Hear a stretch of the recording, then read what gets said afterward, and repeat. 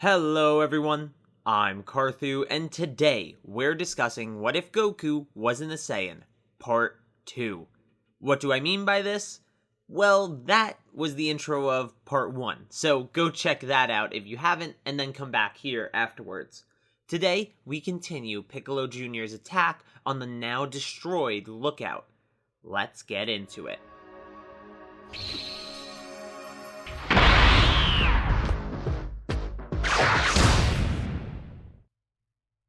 Kami and Mr. Popo continue to sense what's going on.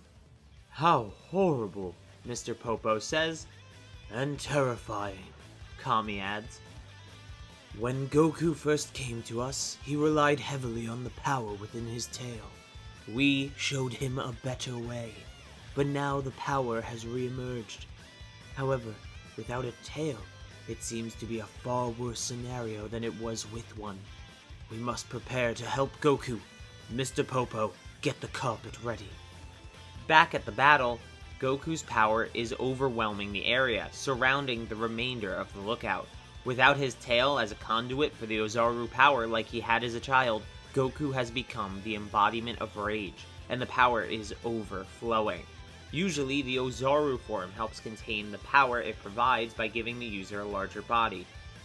But in his normal body, the power was tearing at Goku's very flesh. If he was going to finish this, it'd have to be quick. Piccolo is still standing in shock. Three things have him stunned: Goku's transformation, accidentally killing Gohan, and the fact that he even cares about the second one at all. He still bears the memories of his father. He remembers destroying whole cities to demonstrate his power. He even used a lottery to determine who would get wiped out next, just to be amused by the terror of the people. But now, one boy's death was enough to stun him?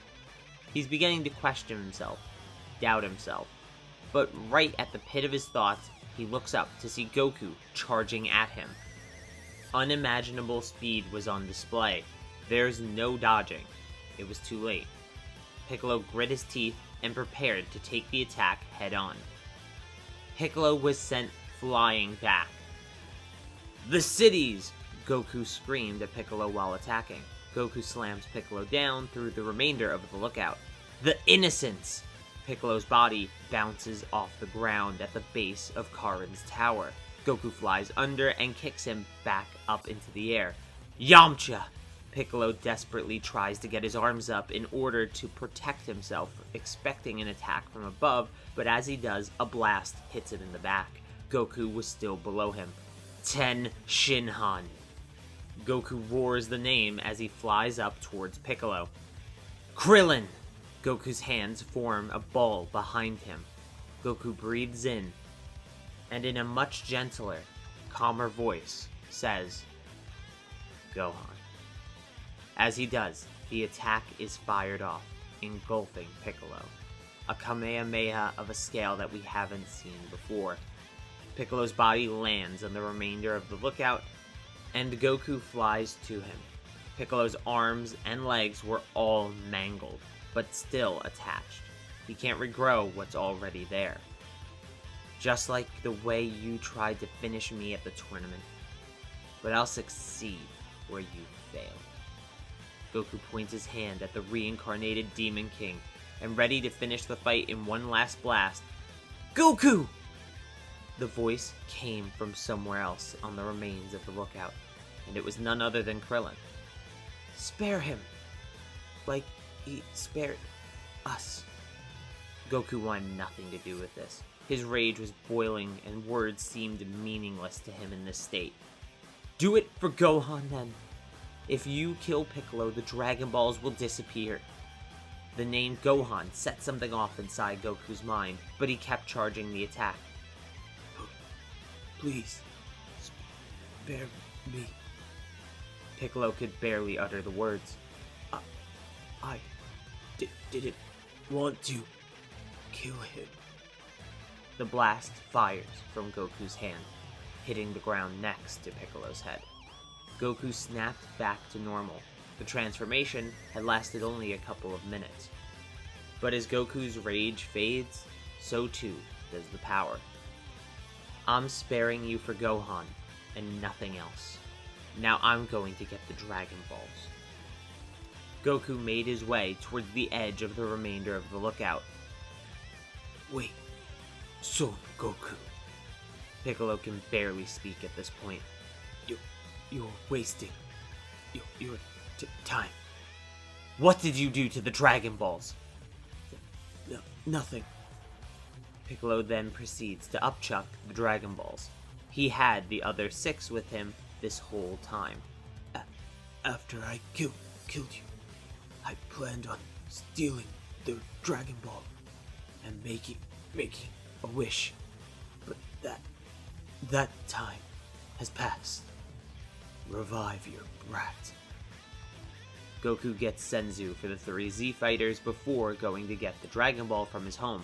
But as he was about to leave, Kami returns to the lookout with Mr. Popo and Goku's Dragon Ball. I planned on collecting the Dragon Balls to wish for you to return to your senses, but it seems you've tamed yourself for now. Take the ball and make your wish. So, Shenron is summoned at the lookout, and he revives Gohan, whose body was restored to perfect condition by Kami. Goku is holding Gohan's body and can feel the warmth return to it. He can see the color coming back to his son's face. He was alive once again. Gohan opened his eyes and hugs his father, crying as he does. You were very brave, Gohan. Thank you. And I'm sorry for not protecting you. Gohan couldn't answer. All he could do was cry and cry. After the touching reunion was over, one question remained. What to do with Piccolo? Kami looked over and chuckled. Gohan, what did you see after you died? I saw a lot of spirits and a big red man. Kami smirked. That confirms it then. You truly have changed, haven't you, Piccolo? Everyone was confused by what Kami was talking about.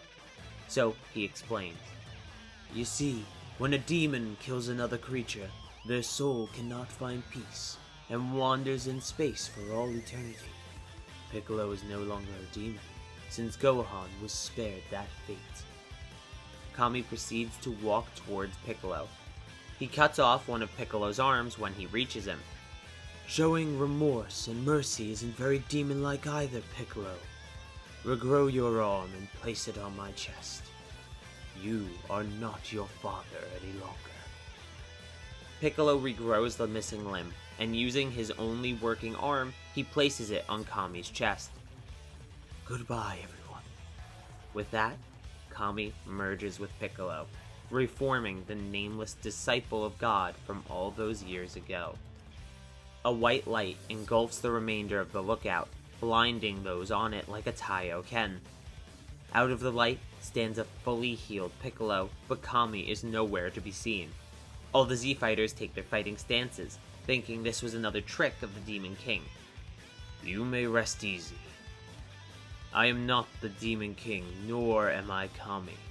I am once again the nameless disciple of God. Piccolo looks over to Mr. Popo. However, I would become God to fill the vacancy one of my halves left, if you'll take me. I sense no evil from you, so I'd be delighted to have you, Mr. Popo says with a smile. Thank you. Piccolo turns back to the fighters. You may still call me Piccolo, as that is the more dominant half physically. Kami saw the changes in Piccolo, and so he thought the best way to keep the world safe would be to merge himself with that Piccolo while he was no longer truly evil.